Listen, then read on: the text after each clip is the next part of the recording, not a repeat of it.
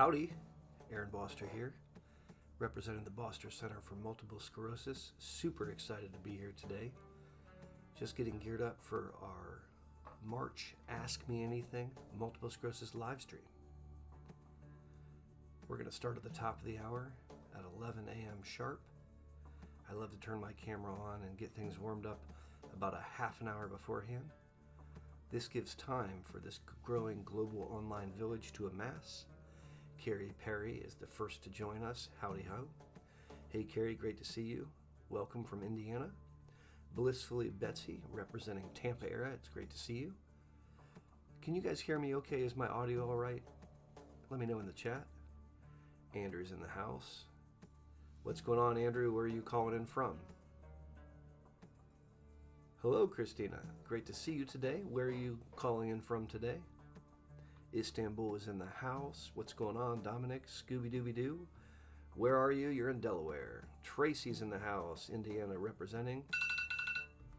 That's my alarm to remind me to do this live stream. We're already on it. Bonjour, bienvenue, Angelique. Kind of quiet. Testing, testing. 1, 2, 3, 4. Mary had a little lamb. Hey, Nicole. Hold on till we get rocking and rolling at the top of the hour. I'll answer those questions. Jason Bell is in the house. Jason, it's great to see you.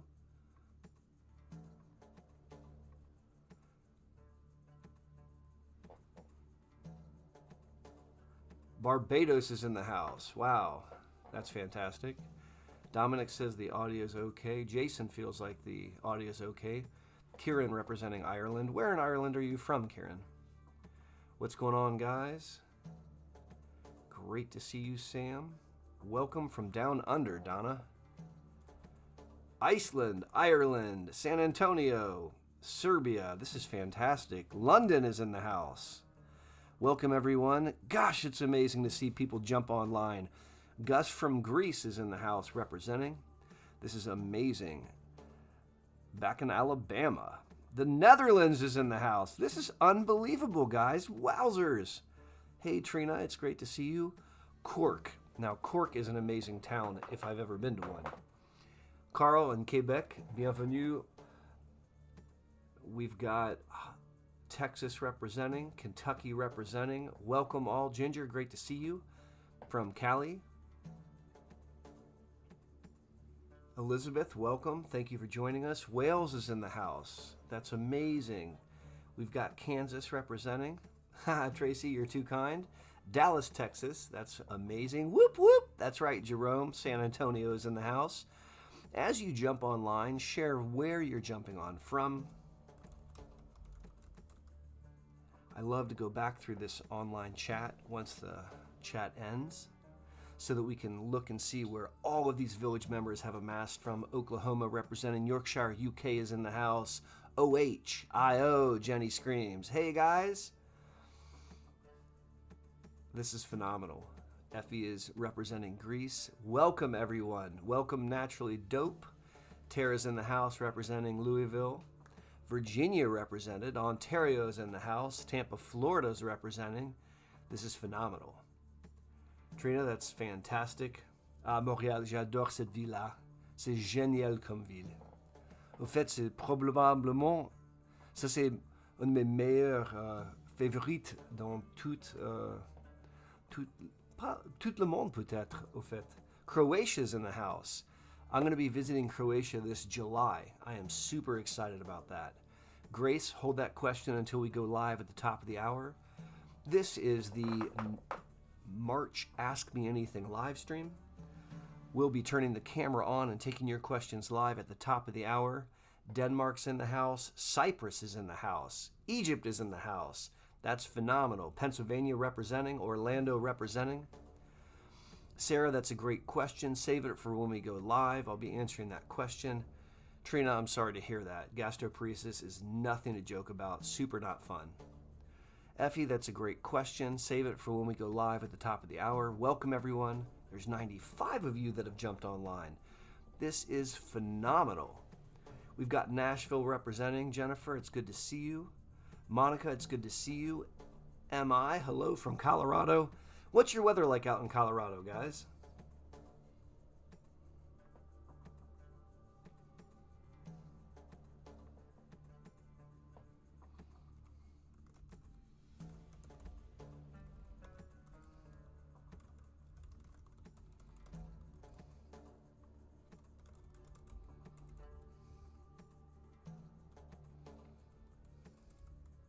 I'm just setting up a polling question.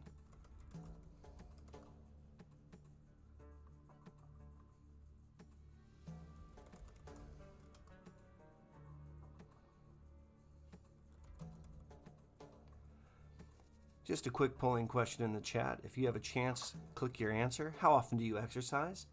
Is it once a week, 2 to 3 times a week, almost daily, never? Take a second and answer that question. Happy birthday to Katie. Welcome. New Jersey is in the house representing. What's going on, guys? Chillicothe is in the house. How are you? Romania. That's amazing. Welcome from Romania. There's 105 of you early birds that have jumped online even before we turn the cameras on. This is Aaron Boster, representing the Boster Center for Multiple Sclerosis, where we care for families impacted by MS from around the globe. I've been doing a monthly Ask Me Anything live stream since the Boster Center opened up about 5 years ago. This is the highlight of my month oftentimes. I super look forward to getting a chance to connect with you. I love taking your questions. I love reading the chat. I absolutely love this community that we've created. Welcome, Trish. Welcome, Kevin. Welcome, Laura. Welcome, Angela. We've got an amazing moderator, Angela, who's jumped online, representing Chillicothe, Ohio. Everybody say hello to Angela. She helps keeps things moving and grooving and keeps the chat clean. I'm grateful for that. KLB is in the house. What's going on? Welcome and good morning to you. As you jump online, share where you're jumping on from. I love to go back through this live stream chat and read where everyone has amassed from. I'll be answering your questions live at the top of the hour in about 20 short minutes or so. Save your questions until then. For the now, there's a chat polling question. If you haven't answered that question yet, please consider doing so. Luca from Italy. Where in Italy are you from, Luca? That's amazing. We've got Denmark represented. I spent an amazing week in Copenhagen years back. I still remember it very, very fondly. Some of the nicest people I've ever interacted with were the Danes. This is super. Idaho is in the house. Welcome, Julie. Thank you for being here. LB representing. What's going on? India is in the house. Thank you so much for being here. Sarah's got a couple people with her. That is really, really cool. Where in India are you from? Shoot an answer in the chat. Andrew, an early bird, up at 8 a.m. Pacific time. Luca in the south of Italy. What's the largest city near you, Luca? I've visited Italy many, many times, but I've never been in the south of Italy, much to my chagrin. That is on my bucket list. Cornwall representing. That's amazing, Kit. Thank you for being here. Tracy's got her exercise on, doing a little PT and OT this morning. I'm loving that. Welcome, everyone. Aaron Boster here. Super excited to turn my camera on at the top of the hour. At 11 a.m., we turn the camera on and we're going to go live. Naples, that's amazing. Teresa representing London. We've got Canada in the house. Marla Hopkins is in the house. Marla's another wonderful moderator and an amazing human being. Marla, I hope you and yours are doing well.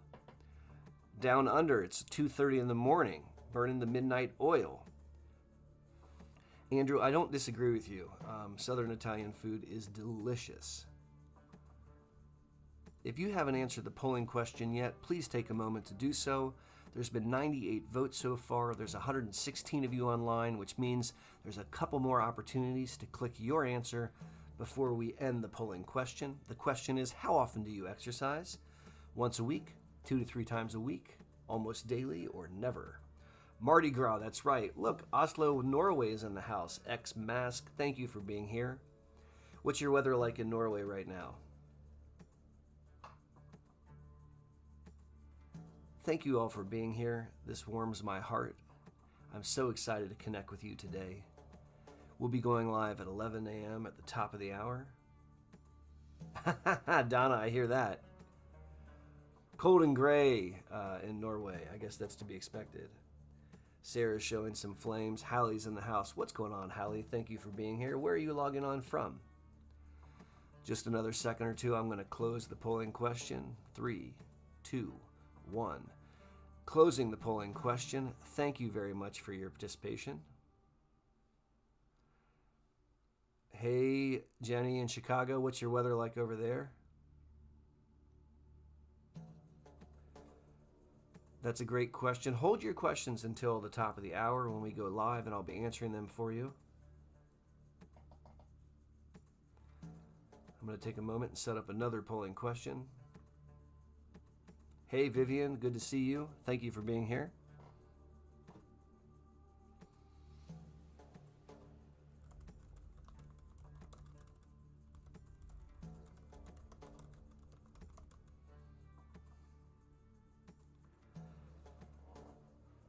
Polling question is in the chat.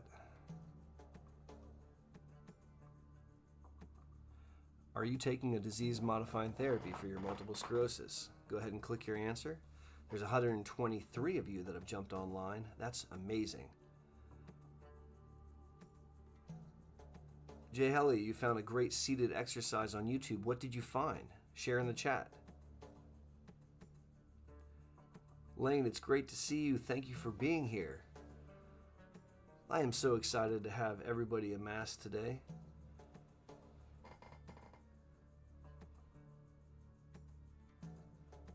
Calamity Girl, woo woo, what's going on? Jackson Hole, Wyoming. Jackson Hole is God's country.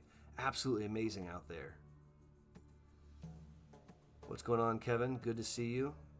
Scooby-Dooby-Doo, how are you? Seated elliptical once a day. That's rockstar status. That's really amazing. Jenny, yes, I would say that Lemtrada counts. Briamvi's in the house. What's going on, Tracy? So if you're taking a DMT, go ahead and click that button. If you're not taking a DMT, click no. Put your answer in the chat. We've got sun in Ireland today. It's actually beautiful in Ohio right now. It's a little chilly outside, but honestly, it feels really good. And it's a bright, sunny day. I love that. Jennifer Hopkins is in the house. India is in the house. Got several people sharing which DMTs they're taking. Thank you for sharing, guys. Minneapolis. What's your weather like out in Minnesota, Sharon? This time of year, it might be a little cold.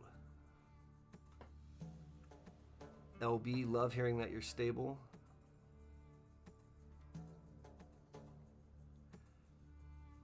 Aline, what's going on? Susan, what's going on? Thank you for saying that, Susan. That's really, really amazing.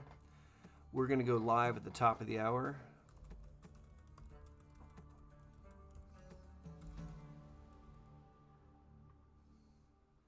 Port Clinton, Ohio is in the house. What's going on, Alex? Detroit. Tracy, I did my fellowship training in Detroit at Wayne State University. Spent 2 years there.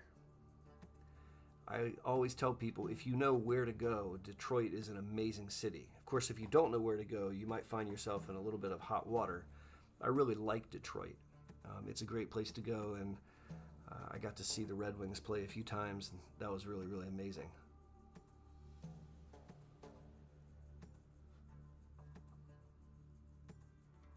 Zaposia is in the house. Kim L sees one of my good friends, Dr. Chris Legank. I would submit that Dr. Legank's probably one of the best MS neurologists in the world. We've got someone, I can't read Cyrillic, so I can't pronounce your name, but thank you for being here. Tracy's got a great question. Hold that question until we go live at the top of the hour. 20 short minutes. What's going on, Tabby? Jason Bell is in the house. The 30th MS anniversary this month. Going strong. I'm loving that. I'm about to close the polling question. If you haven't had a chance to answer, click your answer. There's 126 of you that have jumped online. We only have 103 votes so far. There's a couple more opportunities to click before we close the polling question. Are you on a DMT? Yes or no? Click your answer. Shannon's taken 4 courses of Lemtrada. X mask, spreading some love and some knowledge. I'm loving that.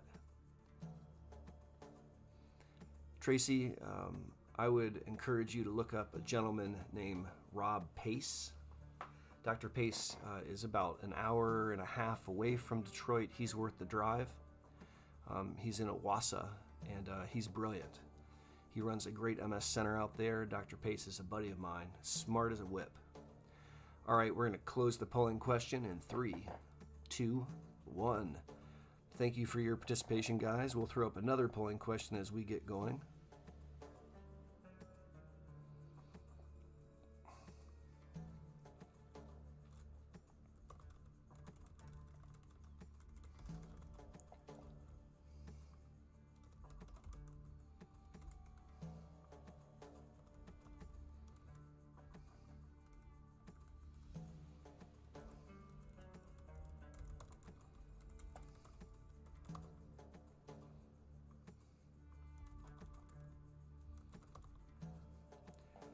What time do you guys go to bed? Sleep is so important in MS. I'm just really curious. Are you an early bird like me, trying to go to bed before 10 p.m.? Do you go to bed between 10 and midnight, or you stay up and burn the midnight oil? Jen's in the house. What's going on? Thank you for being here. Wendy, I understand that. Absolutely. So if you don't have MS, you're certainly not going to be answering that question. That makes perfect sense. Sarah, what's going on? Lisa, what's going on? Jim C is in the house representing Cleveland. What's going on, Jim? I hope you're doing well. Naturally Dope, what's going on? This is fantastic. Welcome, everyone. This is the March Ask Me Anything live stream. Aaron Boster here, representing the Boster Center for Multiple Sclerosis. It's March 1st, and we'll be going live in 15 short minutes at the top of the hour. Martin, welcome. Thank you for being here. Kim L is in the house. Kevin's in the house. Tracy's in the house. OH.io. Canada representing. What's going on, Derek? Thank you for being here. This is really unbelievable. This growing global online village never ceases to amaze me. We've got people from all over the globe jumping on. We'll be turning the cameras on at 11 sharp and answering your questions for at least 1 hour. That's really cool, Jen. Thank you for sharing that. Jenny B is in the house. Valerian representing Poland. We've got Greece in the house. That's a great question, X-Max. Wait until we go live. Go blue, screams Marla. Loving that. If you haven't answered the polling question, please take a moment in doing so. We've got 106 votes so far. There's 141 of you that have jumped online.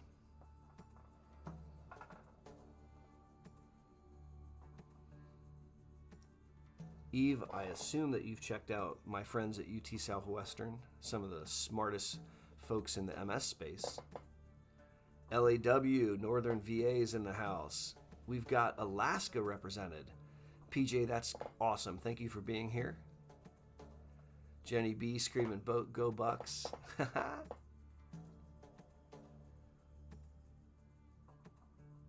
Sean representing the Windy City in Chicago. What's the weather like in Chicago right now, Sean?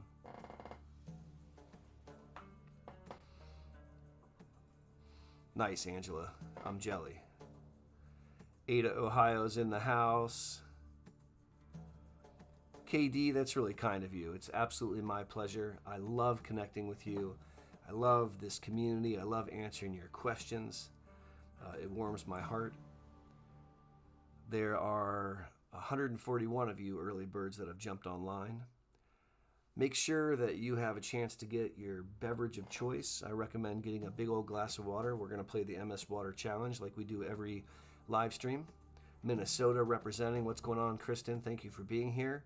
Chandler, Arizona is in the house. David, what's the weather like out in Arizona? Hit me up in the chat and let me know.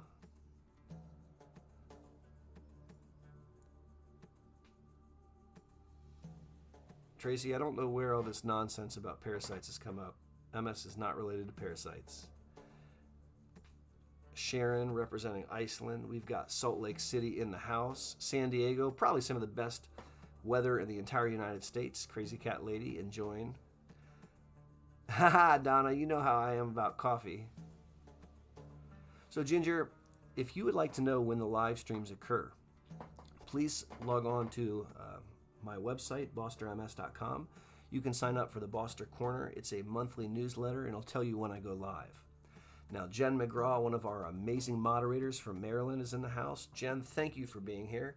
Everybody say hi to Jen for me. We're going to go live in 11 short minutes.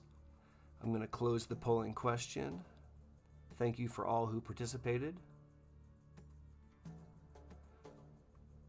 This is phenomenal, guys. I am so excited to be here with you. Thank you all for being here with me. I'm going to step away from the microphone so I can grab some water for the MS Water Challenge, take a quick bio break, and then I'll be back. When I step away, please make yourself comfy and cozy. Grab a beverage of your choice. Make sure you've got a little water for the MS Water Challenge, and say hi to your neighbor.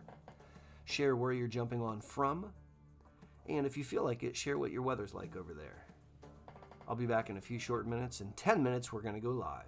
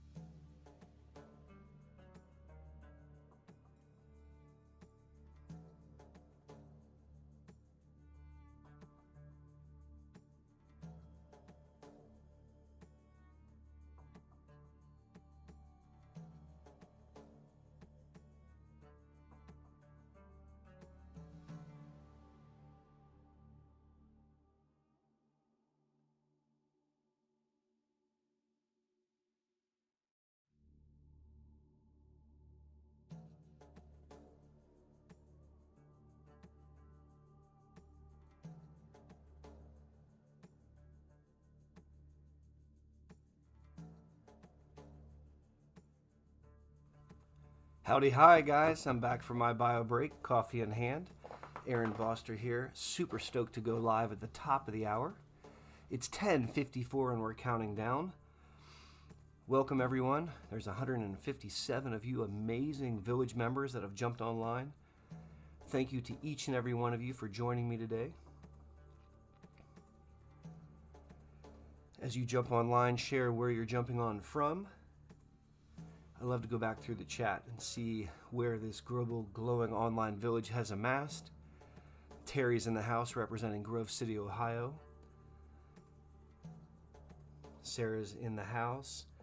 Jan is here with her questions about EBV. Michelle's in the house. Welcome everybody, welcome, welcome. 5 short minutes. Caesar representing Aruba. I am super jealous. South Africa is in the house. That's amazing, Christoph. Thank you for being here. Aline, where in California are you coming from?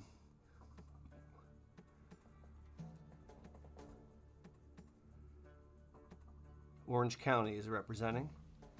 4 minutes until we go live. Now, when we get down to 3 minutes before the hour, you know how we do it. I want you to flame up the chat for me, guys. This teaches the YouTube algorithm that you are as pumped as I am to be here today. So find that flame emoji and get ready to flame up the chat. Victoria representing Serbia. We've got Sacramento in the house. What's going on, Kay? Caesar, if you can come to Ohio and see us twice a year, I can certainly see you in clinic. No question about it. What's going on, Carl? Southern Cali in the house. Thanks, Celine. Dublin, Ohio. Hello, good sir. Robert, it's great to see you. I hope you and yours are doing well. We have 4 minutes until we go live. Kentucky representing. Arsenal. Howdy, hi. England. Where in England are you from, Carl? Pittsburgh is in the house. Home of Yingling beer. Hello, Sarah. It's great to see you. Welcome, welcome, welcome. We have 3 minutes until the chat. Kevin's got the right idea. It's time to flame up that chat, guys. Take your lead from Kevin and fire up the chat. Trina's got the right idea. We want to get the whole chat flamed up. There's 162 of you online. If all of you could be so kind as to flame up the chat, let the YouTube algorithm know that you are stoked to be here today. Jason's leading the way. Tracy's leading the way. Come on, guys. You know what to do. Flame up that chat, yo. Terry's got the right idea. Stacy's got the right idea. Ivan is in the house. Paige is in the house. Jen McGraw is flaming up the chat, as is Angela, our amazing moderators. Lane is in the house. Come on, guys. Liz got it going on. Vivian got it going on. Jen got it going on. Doug is flaming it up. Gwendolyn is flaming it up. We've got Cubby flaming it up. Welcome, welcome, welcome. Show some love and flame up the chat. We want to keep that going for another 2 solid minutes. That is going to fire up the YouTube algorithm. It's going to teach YouTube that you are as stoked to be here as I am. Sarah's leading the way. Aline is leading the way. Jenny B leading the way. Come on, guys. Show some love by flaming up the chat. You've got it right. Ginger, come on. You can do more than that. Hit me with some of those flames. Shannon's got the right idea. Come on, Jen. You can do it. Go ahead and just spam that flame button, guys. Marla's got the right idea. Sherry's got the right idea. Rhonda's got it going on. Jonah's got a bomb in hand. Woo-wee! Hallie's got it ready to go. Come on, guys. Keep those flames rocking and rolling. Spam it up. We've got 2 more minutes to let the YouTube algorithm know that we're going live exactly at 11 at the top of the hour. You'd be amazed at how much this helps the algorithm kick this out so that more people impacted by MS can find us, join us, celebrate with us, learn from us. Let's get it going. I love it. We have less than 60 seconds before we go live. You know what to do.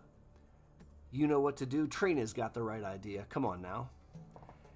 Literally staring at the clock, waiting for the clock to strike 11.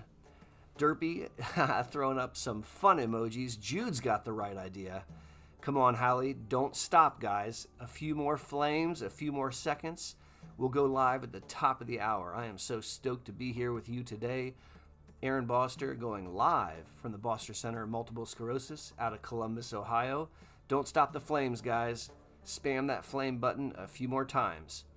Fire is in the house. We can do it. Hallie's got the right idea. Don't stop.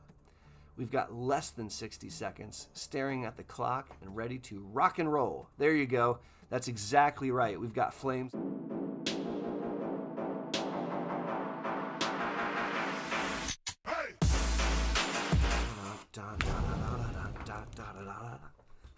Hey guys, welcome. Aaron Boster here. It is a chilly but very sunny Saturday, March 1st, 2025. This is the March live stream. I'm representing the Boster Center for Multiple Sclerosis, and thank you for being here.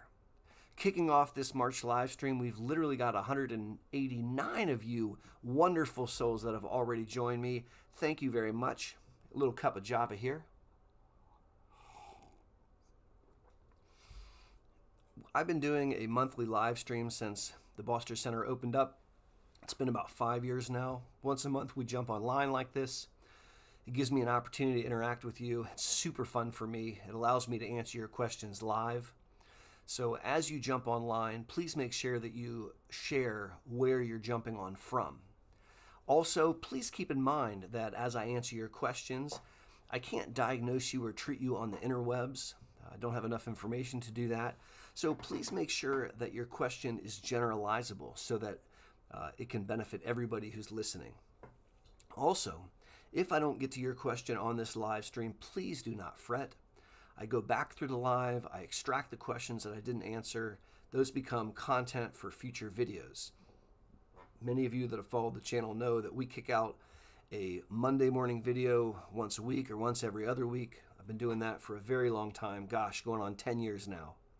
It's my goal to energize, to empower, to educate people impacted by MS. Joe Siders just jumped online. What's going on, Joe? One of our amazing moderators. On est Québec ici. Merci bien d'être venu. We've got a lot of people here with a lot of great questions. I am so excited to be here with you today. On a France in the house. Where in France are you from? This is great. Let's take our first question. Florida's in the house. Spain is in the house. This is amazing, guys. Really, really, it's phenomenal. It's amazing to be here with you. The Alps. God, that's amazing. I spent a really, really fun week in the Alps a long time back. All right, let's take a second here. We'll take our first question from Shannon. So Shannon writes, do you believe fasting daily, 12 to 16 hours, can promote autophagy and clean up the brain? Is that a science-backed thing? So, fasting daily for 12 to 16 hours is called intermittent fasting. It's something that I personally practice. So I, Aaron, eat from noon until about 8 p.m. So that's my window for eating. Now, truth be told, I try to tighten that window, but I allow myself food between noon and 8 p.m. I have a lot of YouTube videos on intermittent fasting in my channel here. So if one of the moderators is able, if you could please go find some of my videos on the topic, maybe you could throw a link in the chat, and that way Shannon could check that out. So intermittent fasting is a really interesting phenomenon. Just to speak about it for a little bit. When you eat something, so if you eat a piece of bread, there's sugar in your blood, and that triggers your insulin to go up. When insulin is elevated, I think of insulin as the storage hormone. When insulin is elevated in your blood, it tells your body that you have ample energy, and so any further energy that comes in can be stored because you don't need it. And so if you, after you eat a piece of bread, eat a second piece of bread or eat anything else, that energy is either A, going to be burned as fuel if you're currently running while you're eating, or if you're sitting like I do, you're going to store it on your butt. Because the insulin levels being elevated tell your body to go ahead and store that information, to store that energy, to store those calories. When the insulin is elevated, you can't tap into fat burning. It's physically impossible to start the process of lipolysis, that's the doctor word for burning fat, when the insulin level is elevated. And if you think about what happens when you go to sleep at night, so let's say you eat dinner at 6 p.m. And let's just say that you don't eat anything the rest of the evening, and then you go to sleep maybe at 11 p.m. Partway through the night, you burn through all of the sugars that you provided your body during dinner. And at that point in time, when there's no more sugar available, one of two things is going to happen. You're either going to die because you don't have any energy, or you're going to switch from sugar burning to fat burning. You're going to access lipolysis.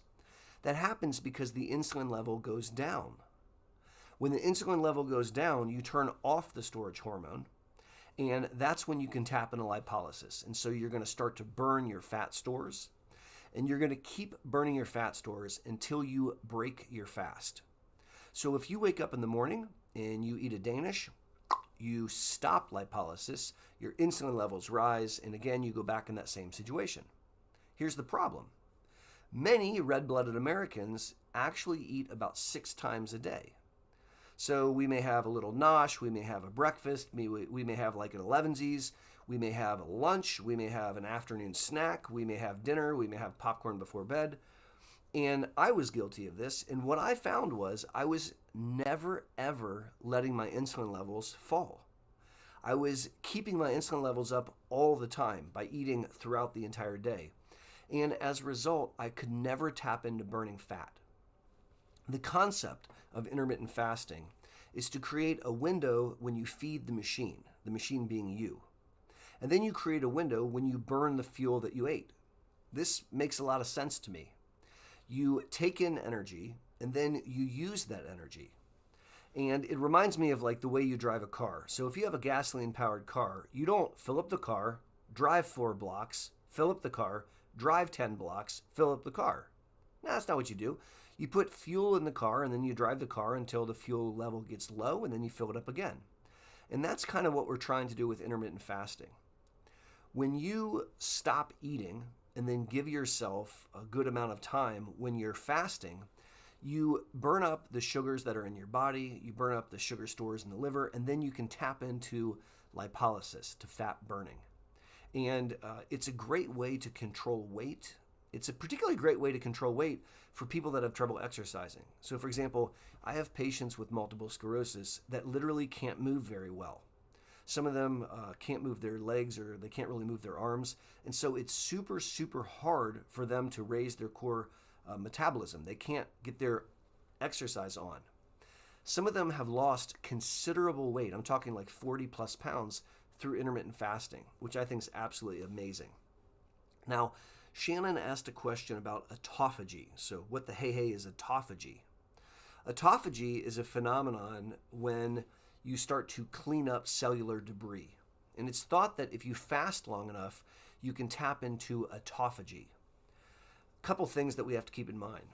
It's probably not likely that you're tapping into autophagy by fasting for 12 or 16 hours. You probably have to fast longer than that to really kick off autophagy. And that's not completely understood. It's not like there's a clock where at hour 16 you start to enter into autophagy. And so I'm not certain that you're going to be participating in autophagy just by fasting for half a day. You might need to be doing a bit of a longer fast in order to pull that off. Autophagy is a real thing, however. It's fascinating. And if you would like to learn more about this topic, I'm hopeful that the moderators may have found some links to my videos on intermittent fasting, and they could post it here in the chat so that people can find it. That was a great question. Thank you very much for asking it. Let's go back to the chat, and let me look for another question here.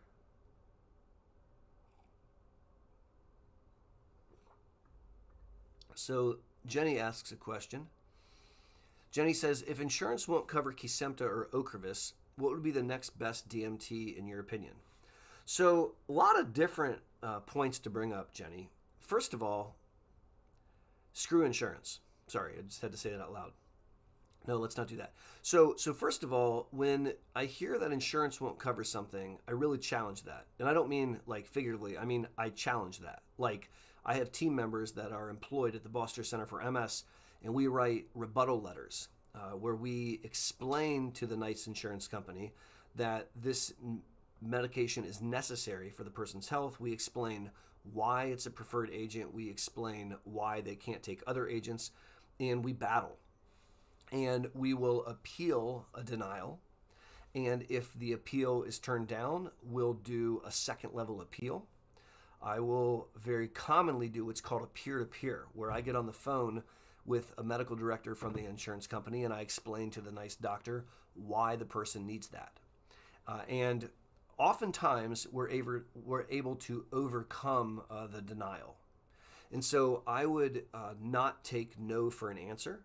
The insurance company is betting that you're going to just roll over and say, okay, never mind. And I wouldn't want you to do that. I made a video which is queued up to be released in a couple months. I have videos that are lined up into the future. And it's a 13-minute video. It's kind of a longer video on navigating insurance.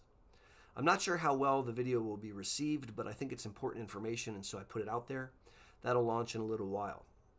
But the question also has to do with, if I can't take a B-cell depleter, if I can't get on Kesimpta or Ocrevus, what else might I take? And Jenny, I don't have enough information to answer for you. I can share several medicines that I'm very fond of because of their efficacy. So for example, Tysabri or natalizumab or Teruco, those are all the same thing. So natalizumab is the generic name. There are two brands. There's Tysabri and Teruco. This is a monoclonal antibody. It's one of the most effective drugs that exists to treat MS, and it's a really, really solid drug for a lot of patients. It's fascinating to me that natalizumab was first FDA approved in 2004, and it's still, I would say, top 3 drugs available to treat multiple sclerosis. And so that's one that I absolutely would consider. Many of you that follow the channel know that I think alemtuzumab Lemtrada is probably one of the most effective drugs on the market. It's one of my favorites. Also one of the most complex with the most amount of risk, but it's one that I'm really, really into. If we were to think about mid-range drugs, I always like king of the pills. So Mavenclad is a drug that I'm very fond of. Mavenclad is a really interesting and unique drug, and I have found it to be very, very effective for a lot of my patients. So thank you for that question, Jenny. Sorcha, and I always pronounce your name wrong, and that makes me feel horrible, and I'm so sorry. She's an amazing gal over in Ireland who has had a stem cell transplant, sharing that she had pheresis for a really bad attack back in 2015. It's always nice to see you, madam. Thank you very much for being here with us. All right, so let's take a look at some other questions from the chat. So LAW, who is an OG, longtime member of the channel, wonderful gal, thank you for being here, madam, writes in, what are your thoughts on nutrient infusions? I had the flu twice and want to have some nutrient infusions. So there is a bit of a fad, right? A fad where people will go to a place, like an IV place, they'll spike a vein and they'll run in some fluids and they'll add some things with it. So they'll add in some B12, they'll add in some other vitamins, and it's something which is really great after a night of heavy drinking, or if you're dehydrated. I'm not sure that I would endorse a nutrient infusion. There are actually people that can't take oral nutrition at all, like none. Like they can't use their GI tract. These are people that are hospitalized. And we do something called total parenteral nutrition, or TPN, where we give them all of their nutrients through their veins. But that's a very, very unique and special situation. I'm a big fan of eating real food and whole food.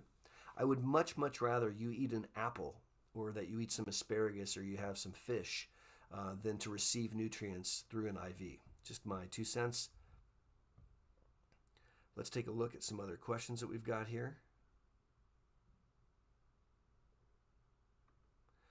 So Rhonda says, do you agree that older patients should stop drug therapy after they reach a certain age? Absolutely not. In fact, Rhonda, I think that's complete and utter bullshit. It really, really upsets me when I see ageist neurologists who have decided that just because you've celebrated a particular birthday that they shouldn't offer you treatment. I think that's horse shit. It's really infuriating to me. Now, I have a lot of YouTube videos on my channel where I talk about that exact point. The short and the long of it is, if you have an immune system with MS, it's going to attack your brain and spinal cord. And it's going to risk hurting your nervous system and causing damage. And if you have neurological features that you like seeing or smelling or having an orgasm or moving your hand, I want to do what I can to preserve the neurologic reserve. And I think that it's absolutely nonsensical that just because you celebrated a certain birthday, that we should then say, you don't need treated. I do think that as we age, and when I say as we age, I'm talking about people in their mid-60s to mid-70s, it is reasonable to discuss de-escalating to a different agent. But I think stopping is absolutely wrong. I feel very strongly about that, and I can support my beliefs with scientific literature. I have several YouTube videos on the topic. Thank you for asking that question. Let's see what else we've got cooking in the chat, guys. So Joanne asks a really great question. She writes, what do you recommend when a patient becomes hypogammaglobulinemic on Ocrevus? So that's a great word, hypogammaglobulinemia. So let's break that word down so that everybody understands what we're talking about, and then we'll dissect the question. So when you see something that says emic at the end, that's a reference to blood, right? So like anemic is someone who has low red blood cells. Emic, that means blood. So globulin, gamma globulin, is the antibodies. So specifically the IgG antibodies. That's the memory antibody. So gamma globulin is a doctor word or a Scrabble word for antibodies. So gamma globulinemic is talking about antibodies in the blood. Hypo means low. So hyper means high, hypo means low. So hypogammaglobulinemia means low antibodies in the blood. That's what that means. And when someone is hypogammaglobulinemic, they're at higher risk of infection. And there's different reasons why people can become hypogammaglobulinemic. Sometimes when people take B-cell depleting medicines, so medicines like Briumvi, medicines like Kesimpta, medicines like rituximab, medicines like Ocrevus, it can cause your IgG levels to drop. And you can, if they drop low enough, typically below 400, then you have hypogammaglobulinemia. And that can increase the risk of infection. So what do we do about that? Well, first of all, we should monitor people's IgG levels. So it's a very simple lab test. It's called immunoglobulin levels. And I get this in at least twice a year in all of our patients that are on B-cell depleters. And I want to see where their IgG level is. Now, if the IgG is above 600, I'm not too worried at all, right? Because in my mind, you have plenty of antibodies to fight off bad guys. If it goes below 600, that doesn't mean that the world's going to end, but it does mean that we need to have some thought. We need to think about if we're putting you at increased risk, particularly if you're slightly older in age, particularly if you have other comorbid conditions, and in particular, if you've been having recurrent infections. That's bad news bears. And so what can you do when someone is hypogammaglobulinemic? Well, one thing you can do is you could stop the B-cell depleter. Now, the problem with that is we're using it to treat your MS, but in some cases we have to stop the B-cell depleter. Another thing that we could do is we could spread out the time for treatment. So, for example, if you're on Ocrevus, like in your question, instead of taking it at 6 months, you could take it at 9 months or at 1 year. That would allow time to build those antibodies back up. What else could you do? You could start a second medicine called IVIG. So IV means intravenous, so like an IV in the arm. IG goes back to gamma globulin. IG is immunoglobulin G. And so IVIG is when you have blood donors and you separate the red from the clear. And in the clear are a bunch of antibodies. And you pull those together from thousands upon thousands of blood donors. You clean it so there's no infections. And then you infuse it into the vein. You're giving the person other people's antibodies. And obviously that does two things. It pumps up their antibody levels, so it treats the hypogammaglobulinemia, right? Because you're giving them gamma globulin, you're giving them antibodies. And interestingly, it also treats MS. And so We have situations at the Boster Center for MS where people are treated with B-cell depleters, and as a result, as a side effect, their immunoglobulin level has gone down too low, and they're at increased risk for infection. And we've done all of the different things I've listed. In some patients, we stop the therapy. In some patients, we spread out the therapy. And in some of the patients, we add IVIG. That's a great question. Thanks for asking it. Let's take a look at some other questions here. So this is a great question from B the Bad. I'm not really pronouncing your handle properly, and I'm sorry for that. The question is, my 31-year-old boyfriend, so very young boyfriend, started Kesimpta last year after being diagnosed with MS. His thoracic and cervical spine and brain imaging all came back with no progression. However, his cognitive function and memory are deteriorating. What do we do? So this is a really good question because this is a theme that I hear a lot. Now, before I jump into answering this question, however, I'm a little bit parched. And so you know what happens when we're a little bit parched? We have to do the MS Water Challenge. So when I drink, you drink, guys.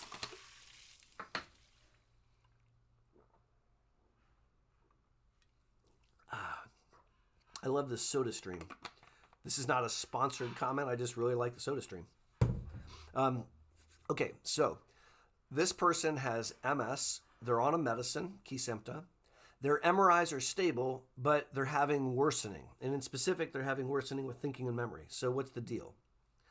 The deal is when you get an MRI of the brain, cervical, and thoracic spine, you're looking for new brain damage or new spinal cord damage. And new damage is bad. Duh, right? So new damage is not good for you. If you're on a medicine and you're having new spinal cord or brain lesions, that medicine's not working. But just because you're not having any new damage doesn't mean there isn't old stuff going on. And cognition is a very good example. So it's unfortunately very common that people impacted by MS can develop some difficulty with cognitive function. In fact, I would say over half do. And you don't have to have new brain damage to have old problems get worse. And I'm going to use an analogy. So if I had a shotgun, which I don't, but let's pretend I had a shotgun, and I blew a hole in this wall, right? So there's a big hole in the wall, and we don't repair it. We just leave it there. And so every time I do a YouTube video, I point to where I blew a hole in the wall. We all kind of giggle and laugh. As my house ages, as the building that I'm in gets older, that wall falls first. Now, nothing's happened to the wall since the original damage, but over the years, with the structural integrity of the wall being challenged, that wall is going to fall first. So the point here is when you have old damage from MS, those parts of your brain are not working at 100%. And as you age, those parts wear out first. And that's really the underpinnings of progression of disability. So the thing that I want you to keep in mind is there are 3 metrics to how are we doing, or 3 metrics to is everything okay. The first metric, the most important metric, is not the MRI. It's the litmus test of life. It's how you're living. Because your 31-year-old boyfriend is an expert at his body, right? Your 31-year-old boyfriend is an expert at his life. He's a him expert. And his litmus test of life is more important than any other test. Now, secondarily, I would say the MRI is very helpful to look for new structural damage. New structural damage is bad. Thirdly is the neurological examination. Now, whether that be a formal neurological examination like old school, or whether that be some of the new quantitative testing like we do at the Boster Center, like timed walks and peg tests and stuff like that, we can feel good about everything when you're not failing the litmus test of life. You're not having attacks and you're not having progression. And the MRI is stable like Mabel, and the clinical functional testing is stable. That's when we can say, okay, everything is going well. But if any one of those things is not going well, that's not okay. And they don't have to be aligned. So it's wonderful that he has no new spots on his brain. It's wonderful that he has no new cord lesions. That's good. But it's not wonderful that he's having difficulty with thinking and memory. And they don't have to be mutually exclusive. let's talk for a little bit about what we can do about thinking and memory, because there's actually a lot of things that we can do to help with cog fog. I've got a bunch of YouTube videos on this channel where I talk about cog fog and things that we can do. And so if you're interested in learning kind of in depth, I would encourage you to go to one of my playlists on cognition or fatigue or cog fog, and you can learn a lot about that. But let's just say, let's do like 10 things that can help with cognition, right? One of them is actually the disease-modifying therapy, because off the disease-modifying therapy, cognition will get worse faster. That's been well proven. Number 2 is to make sure that sleep is on point, because if we're not getting 7+ hours of restorative sleep a night, then you're making cognition worse. 3 is treating depression, right? Because depression actually worsens cognition. Like, you think less clearly when you're depressed. That's called pseudo-dementia, and that's very real. Number 4 is to exercise as part of your lifestyle. There's outstanding evidence that exercising as part of your lifestyle can actually slow cognitive impairment, and it can actually improve cognition. So that's like a superpower of sorts. Number 5 would be to remove medicines that can impair cognition, or minimize medicines that can impair cognition. For example, MS neurologists prescribe a lot of medicines, lotions and potions for symptoms. Things like bladder medicines can impair cognition. Things like pain medicines, neuropathic pain medicines, spasticity medicines are great medicines, but they can, in some cases, impair cognition. So you want to be careful about that. Another one that we would think about is minimizing or removing recreational drugs and alcohol. So alcohol is a fun substance to have, but it can actually contribute to cog fog. What else can we talk about? Learning to manage stress is a life goal of mine, at least. And stress can make MS worse, and in particular can make cognition worse.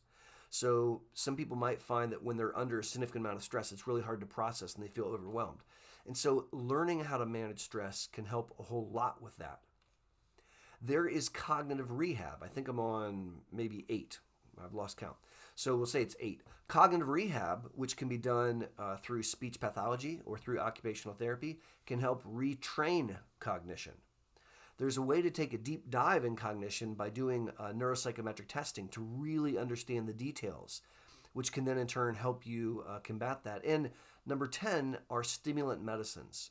Stimulant medicines can trick the brain into being more awake, and they can make a massive difference in cognition. So my point here is that there's a host of things that we can do to try to treat that. That was a really great question. I super appreciate you asking it. I also really appreciate 268 human beings that have jumped online, 271 human beings that have jumped online to participate in this live stream. That's a pretty high number for us. I'm really, really honored that you're all here with me. Thank you very much. A little bit of coffee. So Christina W. asked about IVIG.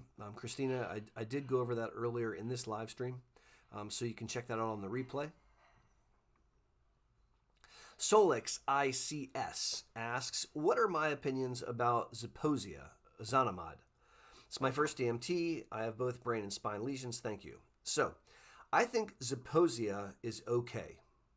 It's a Me Too drug. So the class of medicine is called the S1P1 receptor modulators, and I didn't make that up. They're pills taken once a day, and they trap white blood cells in the lymphatics, in the lymph nodes, so they can't circulate, because if they can't circulate, they can't get in the brain. The very first S1P1 receptor modulator to come out was in 2010. That's a drug called Gilenya, or fingolimod. And there's now several Me Too drugs that have come out, second generation Gilenyas. So there's Ponvory, there's Mayzent, and there's Zeposia. And those 3 pills are second generation Gilenyas.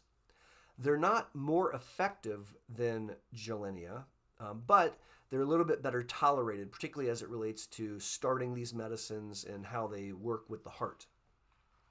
So as a class, I think that Zeposia and the other S1P1 receptors are okay. I don't think they're amazing. I don't think they're bad. They're mid-range drugs in my opinion. I would say the strong suits are in decreasing attacks, which is good. I think that the strong suit is in decreasing new bright spots, new enhancing lesions. That's good. I think that they leave a little bit to be desired as it relates to disability progression.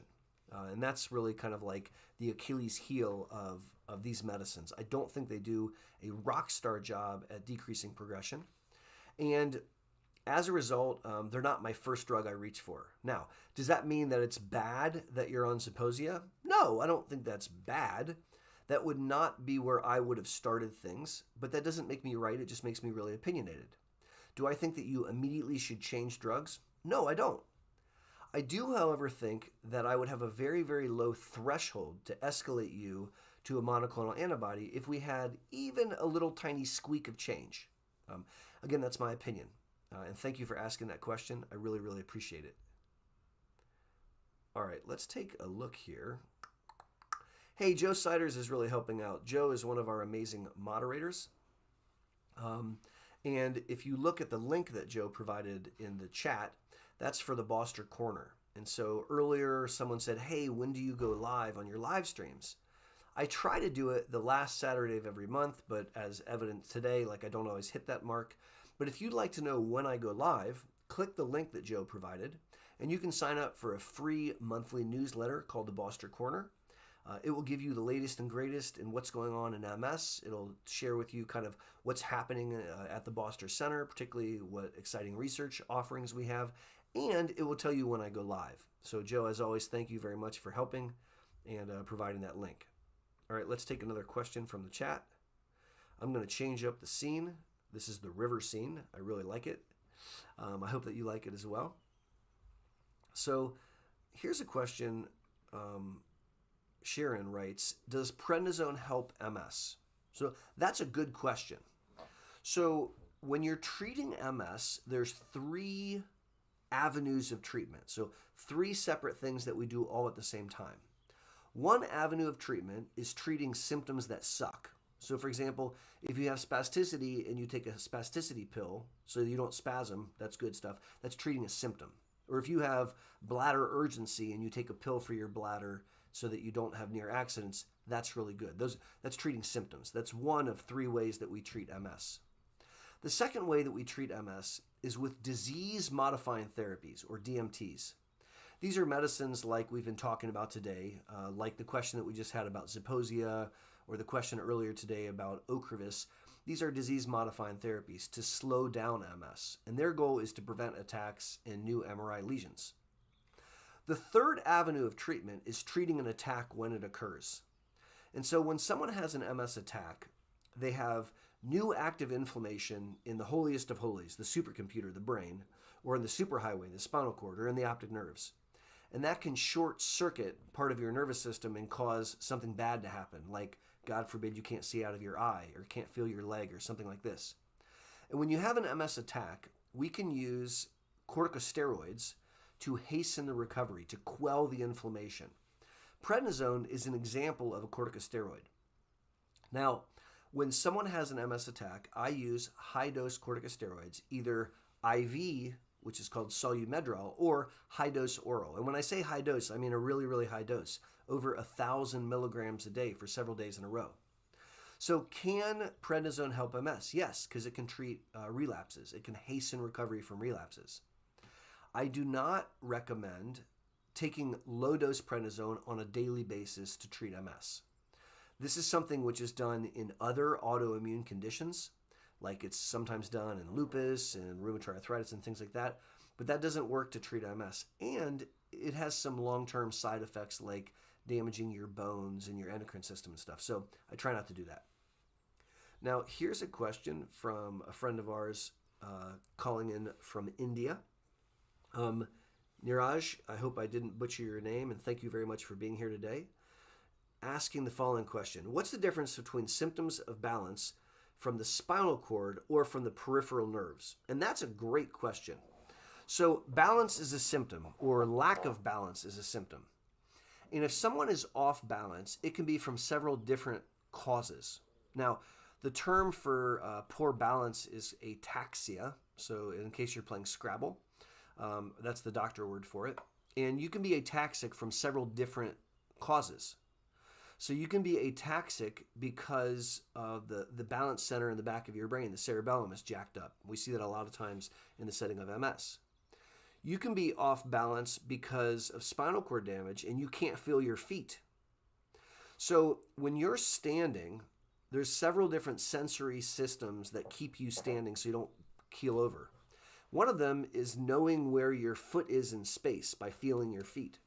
And when you have spinal cord damage, sometimes you can lose that sensation. And so particularly if it's dark outside or if your eyes are closed or if you're walking on uneven ground, boy, you can fall. You can also have the same problem because the peripheral nerves are damaged. Now, multiple sclerosis affects the spinal cord very commonly, but it does not affect peripheral nerves.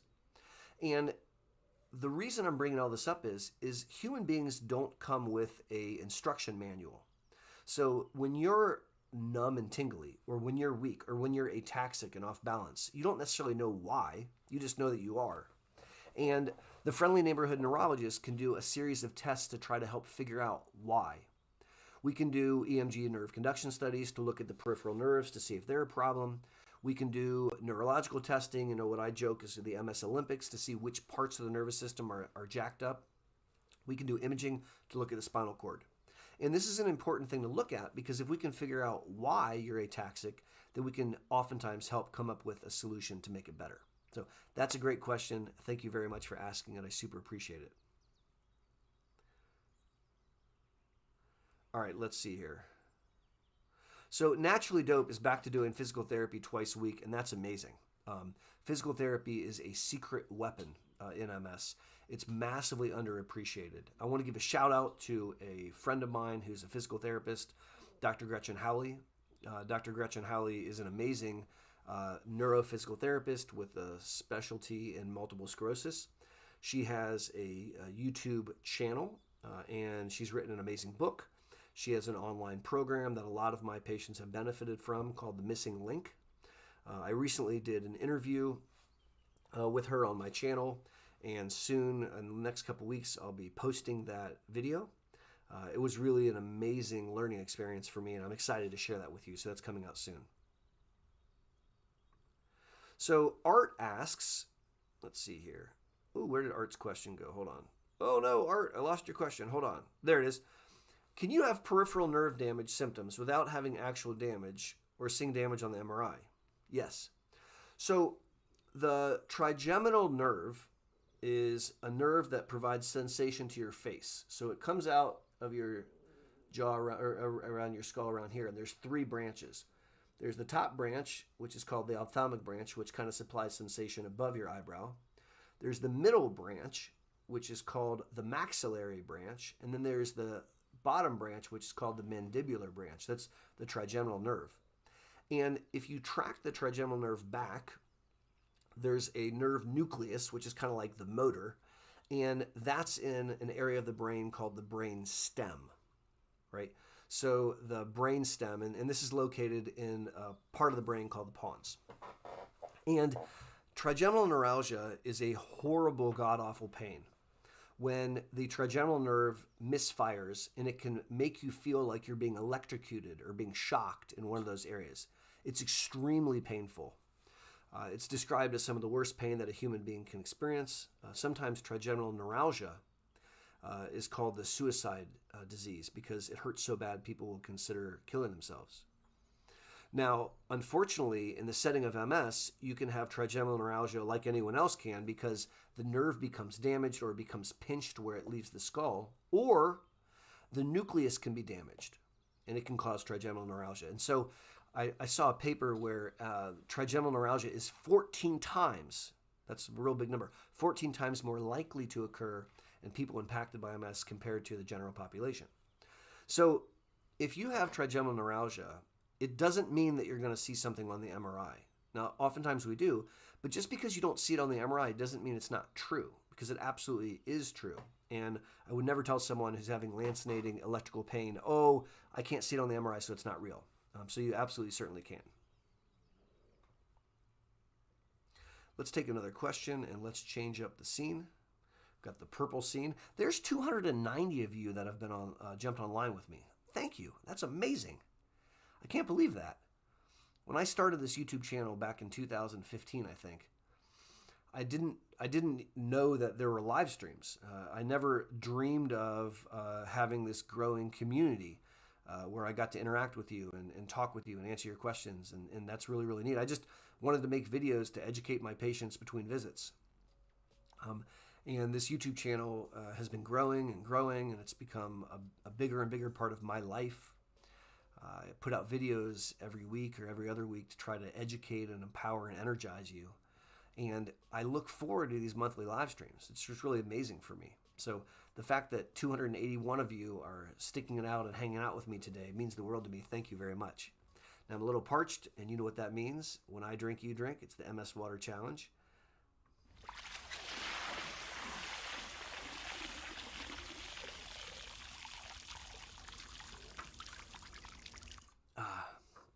That's good stuff. Woo! I love that. All right, let's look for another question in the chat.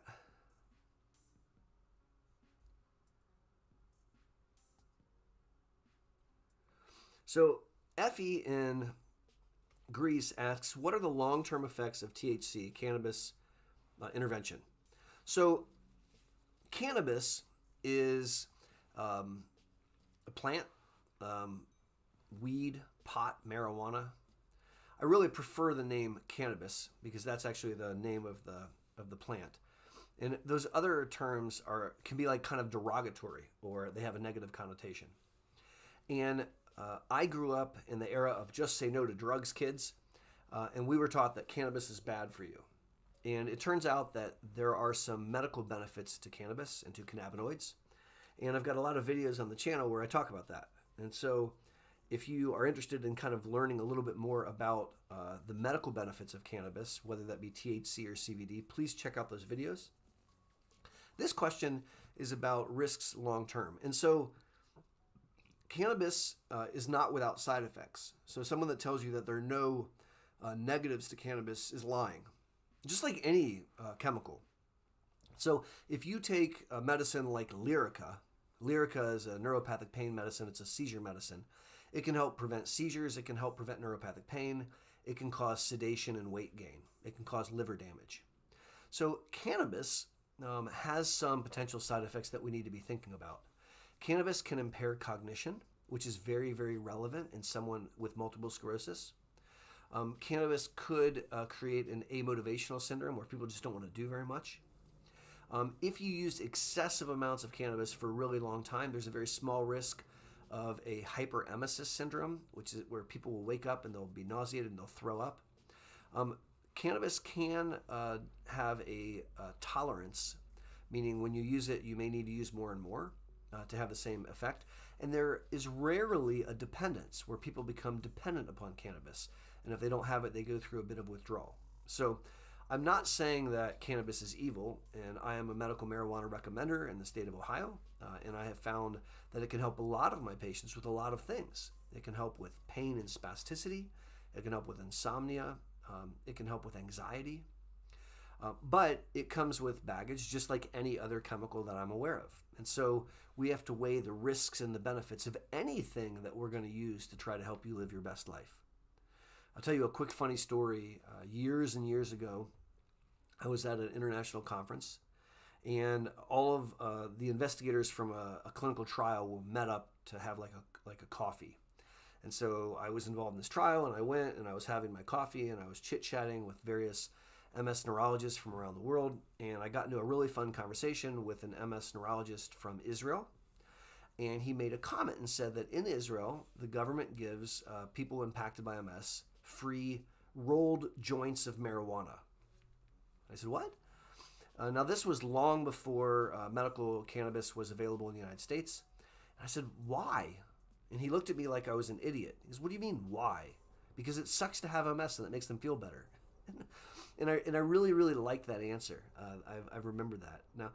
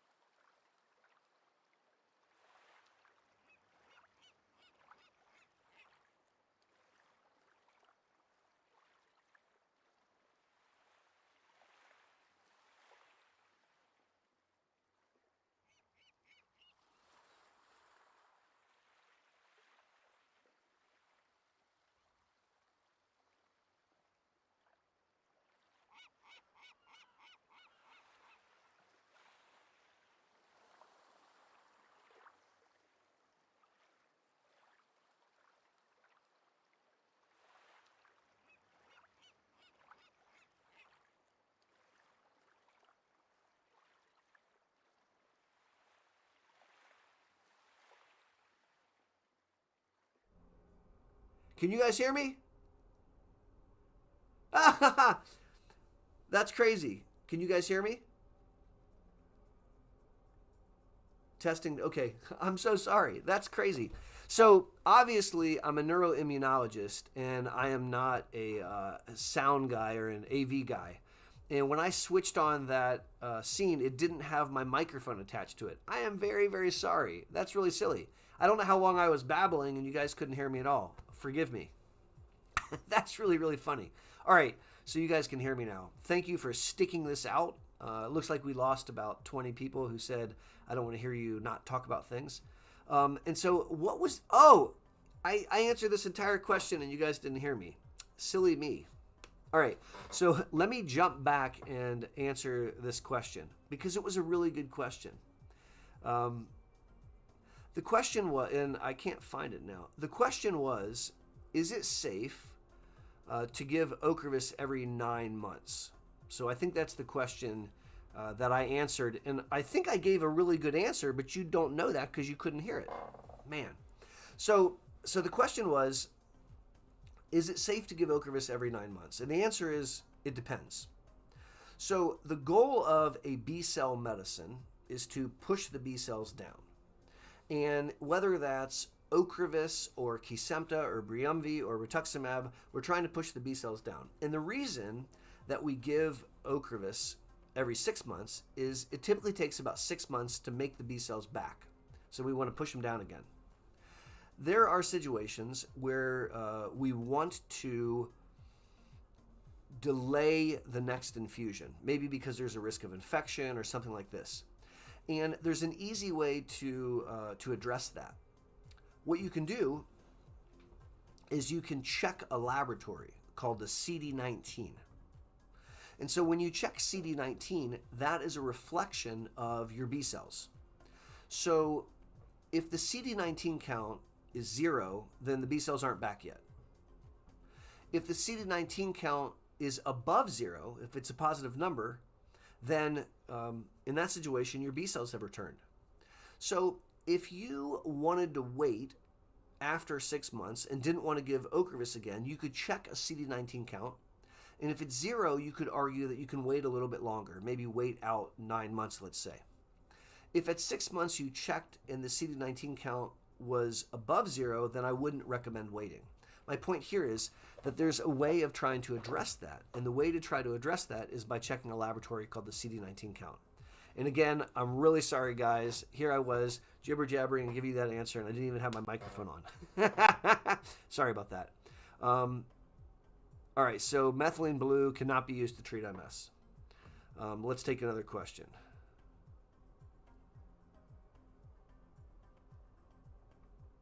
So Jessica Carter asks a spasticity question and says, MS and spasticity, which is pretty common in the setting of MS. I would submit that 70% of people with MS experience spasticity. Now, spasticity is a situation where opposing muscles are arguing, and that can manifest as spasms or a cramp like a Charlie horse or a stiff arm or leg. And she writes, MS and spasticity, what if Xanaflex and marijuana aren't working?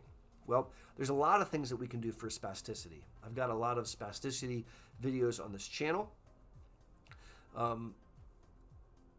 So one of the things that we can do is we can stretch, right? So stretching helps spasticity quite a bit for a short period of time. So if you stretch and you want to hold each position for about 30 seconds, you want to do a couple reps, you'll find that you can decrease your spasticity for several hours. And so I have patients, particularly during the winter months here in Ohio, that will stretch 3 times a day. Once when they wake up, once before they go to bed, and then once in the middle of their workday. And this can help a whole lot. A second thing you can do is keep moving. Why? Because when you're still, spasticity worsens. That's a fact. And so by getting up and walking around, by using an under-the-desk pedaler, by not allowing yourself to stay still for hours and hours, you can actually decrease or minimize your spasticity. What else can you do? You can stay warm. Spasticity is worse when the temperature outside is cold, and the colder you get, the more spastic typically you will be. What else can you do? Well, there are other medicines besides cannabis, and there are other medicines besides Xanaflex. So my favorite medicine for spasticity is actually neither of those. It's baclofen. So baclofen is a great medicine for spasticity. When you have spasticity, it's because the spinal cord is not getting the off neurotransmitter. The off neurotransmitter is called GABA. And baclofen is exogenous GABA. So you're literally swallowing a pill and replacing the GABA that you don't have. And that can be very, very effective to treat spasticity. What else can you do? You can have Botox injections. So botulinum toxin poisons muscles a little bit. And if the bicep muscle is contracting too much, causing spasticity, you can inject the bicep muscle and relax it. And so there's a host of things that you can do. What else can you do? Any form of exercise or physical therapy can be very, very helpful to treat spasticity. So there's a host of things that we can do. All right. What other questions are there? And I'm really glad that you guys can hear me. So here's a fun question from Leo. So Leo says, when do you believe new generation treatments will be available? CAR T cell therapy, for example. So we are riding a wave of innovation in the field of multiple sclerosis. When I started in this field, there were 3 therapies available to treat MS. There's now 28 different therapies I count to treat MS, and that's because of research. At the Boster Center for MS, we're running no less than 10 clinical trials, studying a multitude of up-and-coming therapies. And I want to give a shout out and say a thank you to people impacted by MS that volunteer for clinical trials. So think about this for a second. If nobody volunteered to be in a trial, we'd have 0 medicines available. Because just because a manufacturer or a research group comes up with a therapy they think will be the next best thing, we can't test it. And so I'm really, really appreciative that there are people impacted by MS that are willing to fight back and to stick it to the disease by volunteering to participate in MS clinical trials. Now, specifically, Leo said, what about new generation therapies? Well, they're constantly coming. So, for example, right now, there's a whole host of therapies called BTK inhibitors, which are being developed. They look like they might be very helpful in progressive MS. We've started clinical trials at the Boster Center for something called anti-CD40 ligand. That's a mouthful, anti-CD40 ligand. There's a drug called frexilizumab, which we think is going to be really helpful in both progressive and relapsing MS. And there's a host of other therapies that are being developed. CAR T cell therapy is a really exciting sort of novel therapy. And sorry, I'm killing a bug here. And I made a YouTube video on CAR T therapy. It's loaded to be released in the next couple of months. And so I'm excited for you guys to check that out. I also have a video that I've prepared that's loaded to be released on remyelination therapy. And so I hope that you guys like those videos. All right, let's take a look at other questions that are in the chat. Now I'm going to switch scenes and I'm nervous that you won't be able to hear me. So let's check it out. Testing, testing. Can you hear me? Give me a thumbs up if you can hear me, guys. I just want to make sure.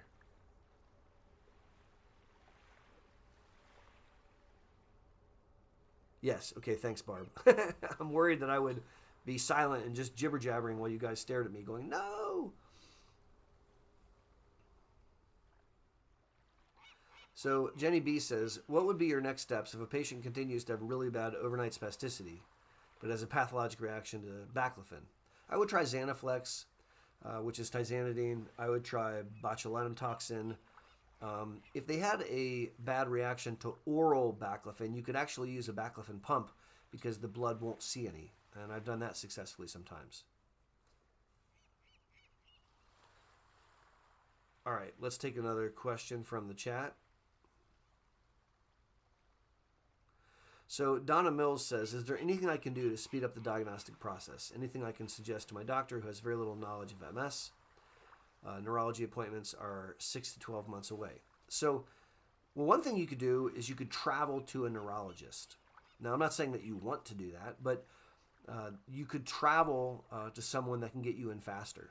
And so we have patients at the Boster Center that literally travel from any state in the United States. We have people that come from out of the country, actually, and we get them in really quickly. And so one thing you might consider is, if I travel to another city or another state, can I get in to see an MS neurologist faster? That's one thing you can do.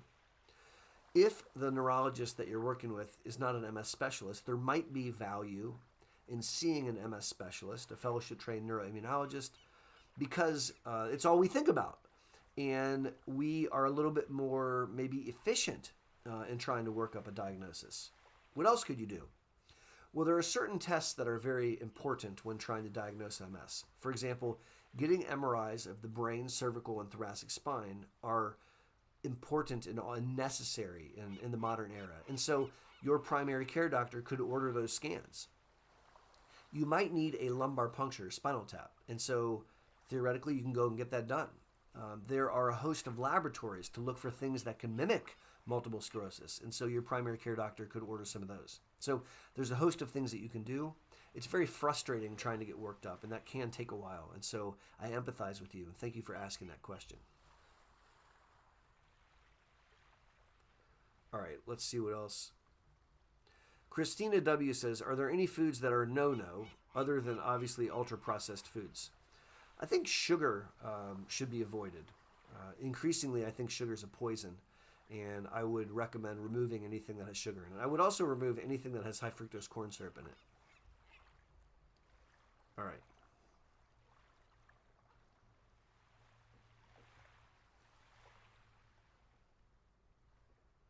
Let me take a look here.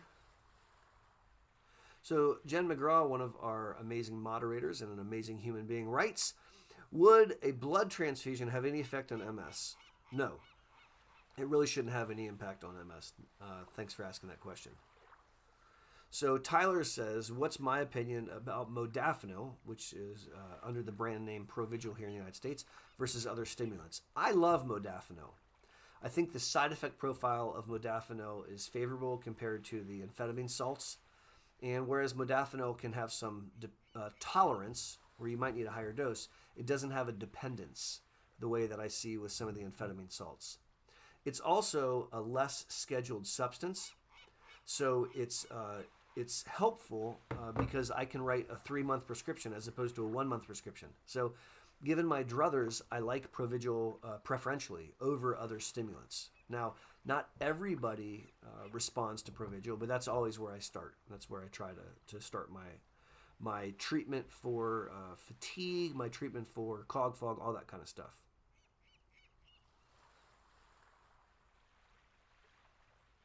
All right, let's take a look here. So Chavez Smart says that you're having trouble getting an appointment, and I can't fathom that to be true. We have 2 team members. All they do is schedule new consults. And so you can go to the Boster website. It's bosterms.com, and you can fill out all the paperwork ahead of time. And you can call us at 614-304-3444, and we will expedite getting you in. We see patients very, very quickly. One of the things that is super helpful is for you to collect all your MRIs and for you to collect all your previous doctor's notes, because we're going to need those to schedule your appointment. And I look forward to seeing you in clinic. All right, let's take another question here.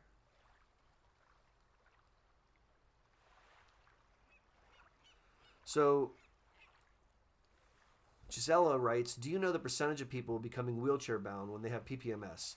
And what is the average time becoming wheelchair bound? So I'm delighted to say in the modern era, less than 15% of people impacted by MS are going to end up in a wheelchair. So 85% of people are not. And I think that there's a lot of things that we can do to prevent that. The current disease-modifying therapies, including the only drug that's approved for PPMS, Ocrevus, is really good at keeping people out of a wheelchair. And so I'm very encouraged to share that with you guys. All right, it is noon. We've been doing this for a little over an hour right now. I'm going to wrap up the live stream. I want to thank all of you for jumping online today and participating. As I mentioned when we started, I'm going to keep doing these monthly live streams as long as you guys keep watching them.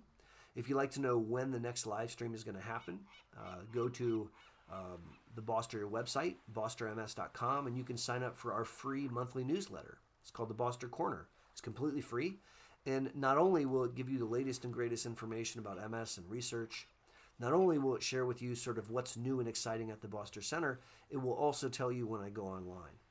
I want to thank all the moderators for helping keep things moving today. I couldn't do this without you guys, so thank you very, very much. And thank you to all of you that have jumped online. If I didn't answer your question, don't fret. I extract those questions that I didn't answer, and I use them to make upcoming YouTube videos. As always, this is Aaron Boster saying be safe and take care. And have a great rest of your weekend, guys.